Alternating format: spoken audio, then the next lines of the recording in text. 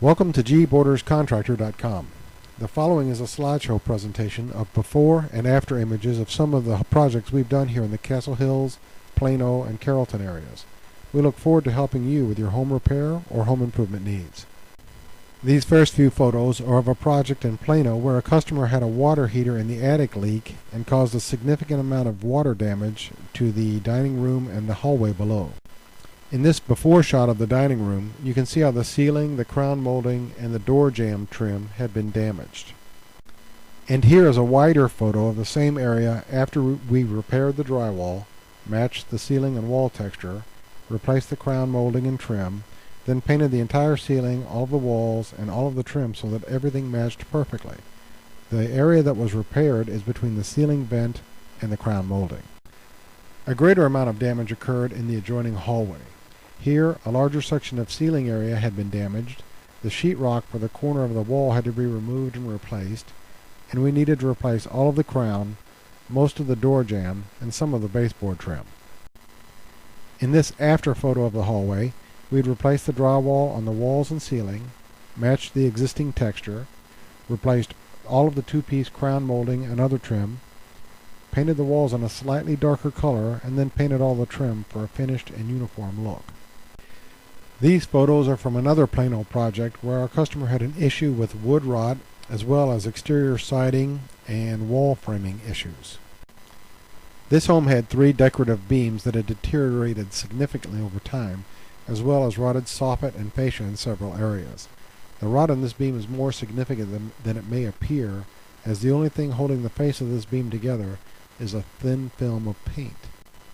In this shot you can see where we had probed and exposed most of the rotted wood in the beam and in the subfascia boards. Simply cutting off a section of the beam would not have worked out since the subfascia board was actually supported by the beam. Here we had cut away the rotted wood of the beam and fabricated a new beam section and attached it to the existing. Cedar lumber was not available in the dimensions of the existing beam, so in fabrication we had to plane down a slightly thicker piece of new cedar to match. We also scabbed in a new subfascia board and replaced some of the soffit in this photo. This is the end result. After final fills, priming, and paint, it would be difficult for anyone to see where these areas had been previously damaged. With some effort and a little attention to detail, we were able to restore these rotted wooden beams and go from this to this. When we left this project, our customer told us that we had exceeded his most hopeful expectations. At the same project, our customer had a problem with the siding and wall framing on either side of the garage door. The base plate on this section of wall had rotted away, and the wall was no longer secured to the foundation. The bottom of the wall would actually move fore and aft if it were pushed. Here we had torn down the old wall segment, reframed, and resided both walls on either side of the garage door. And here's a close-up of the other side of the garage when we were finished with trim, primer, and paint. These photos are for a tub and shower enclosure project that we had in Carrollton. Our customer had 2 problems, the more minor of which was that the finish on the bathtub had failed and was starting to peel away, so of course they wanted a new bathtub. The more significant issue was that the tile and grout had failed and would allow water to run behind the tile so that during a shower, water would run behind the wall, through the floor, and leak through the ceiling, causing damage to the living area below. One of the biggest problems that lead to this kind of thing is that shower surrounds are not properly waterproofed prior to the installation of tile. While tile is pretty much waterproof, regular grout is porous and will allow moisture to seep through and behind the tile to affect the substrate. Add to that the cracks in grout that generally show up first in the corners will allow water behind the tile more freely and amplify the problem. The substrate disintegrates, and the tile has nothing left to hold on to. One of the customer's concerns was that some of the original floor tiles were cracked. During the demo of the floor tile, we found that areas of the subfloor were not properly supported, so we cut away sections and added to the framing to make the floor more rigid. We also used a product called Detra, which is an isolation membrane, to further protect the tile and grout from cracking. We also discovered that water had damaged the subfloor around the toilet flange, so that section also had to be cut out, reinforced, replaced, and a new toilet flange installed. We used a porcelain tile in a 13 by 13 format with a diamond pattern lower and a grid upper. We installed 4x4 decals in the diamond pattern with a nice Listillo as a border. Then installed a recessed niche to house shower necessities and upgraded the shower fixtures to a nice handheld with shower arm extension.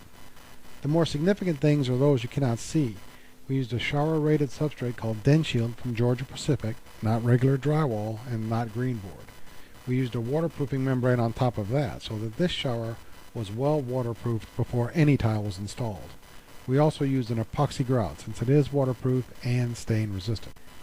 We have a customer in Castle Hills that has a nice solid wood entry door that faced full exposure to the sun in the afternoon. Over time the sun and the UV rays just cooked the original finish and left the exterior side looking worn and weathered. This is the same door's interior side. This customer happens to have a large dog that likes to look out the window anytime someone comes to the home, and in doing this I caused some deep scratches through the finish and into the wood of the door. The process to properly refinish an entry door requires that the door be on sawhorses or open on its hinges during stripping and to allow the finish to dry over long periods of time. To protect the home from dust, insects, and to provide some protection from the elements, we erect this heavy plastic barrier. Here the stripping agent has started to work lifting off the old finish. Stripping the old finish is the first step, then sanding, lots and lots of sanding. Here we have the interior side after stripping and carefully sanding out all of the scratches. It's very important to preserve the profiles of the panels as much as possible while sanding deep enough to remove the scratches. The color chosen was Antique Walnut by General Finishes. It's a very good product with rich, solid color. And here we have the final product. This door has 6 or 7 coats of a high-quality marine-grade spar urethane. Don't use polyurethane on your exterior door. Spar is the better product. This finish needs 12 to 24 hours between coats, so you can see this doesn't happen quickly, but it does yield the best and longest-lasting results. That said, in full sun, a door can require maintenance every 12 to 18 months. We have a customer near Firewheel in Garland, and they wanted a stand for a very large, very heavy rear projection television. Apparently they were having some problems finding one that was the right size or shape, and the real concern was that they would find one strong enough for the weight of their television. So we designed and built them this one. It's very heavily built, perhaps even a bit overbuilt. It's very strong. It is only 18 inches tall and has adjustable shelves on either side with a larger opening in the center. It's a black lacquer finish. It was just the right size, and it is exactly what our customer wanted. They were very, very happy with the results.